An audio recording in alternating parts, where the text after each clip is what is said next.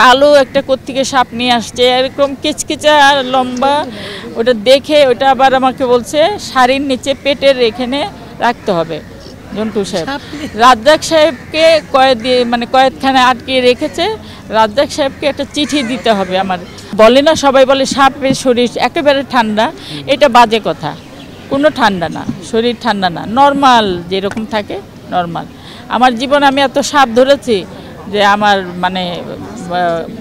মানে বলে শেষ করতে পারবো না। অনেক সাপ ধরেছি আমি, এবং সাপের অনেক জিনিসও আমি দেখেছি যেগুলো গল্পেতে শুনেছি। সেগুলো যেমন আমার একটা গান ছিল,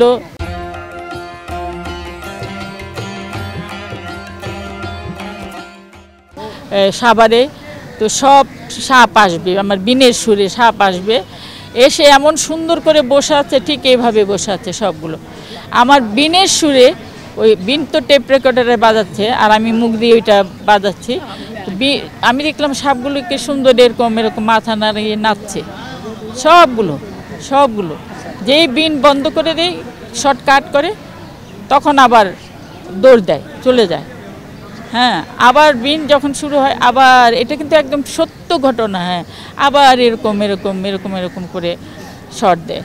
তো এইগুলো গেল। আরেকটা ছবি ছিল, কালো একটা কোত্থেকে সাপ নিয়ে আসছে, এরকম কিচকিচা আর লম্বা। ওটা দেখে ওটা আবার আমাকে বলছে শাড়ির নিচে পেটের এখানে রাখতে হবে। জন্টু সাহেব রাজ্জাক সাহেবকে কয়েদখানে আটকিয়ে রেখেছে। রাজ্জাক সাহেবকে একটা চিঠি দিতে হবে আমার। ওই চিঠিটা সাপের মুখের মধ্যে, সাপের মুখ এরকম ধরে চিঠিটা দিয়েছি, সাপ মুখ বন্ধ করে ফেলেছে। তখন আমি ওইটা নিয়ে আমার ভিতরে নড়াচড়া করছে জিভ দিয়ে, পেটের মধ্যে।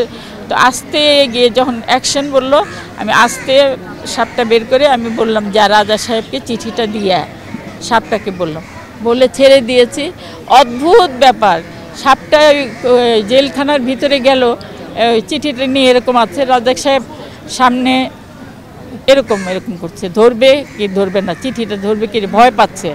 তো তাড়াতাড়ি একবার ফট করে টান দিয়ে চিঠিটা নিয়ে পড়ছিল। তো সাপটা ওইখানে থেকে আস্তে আবার বের হয়ে চলে আসছে। এরকম প্রচুর কাহিনী সাপে।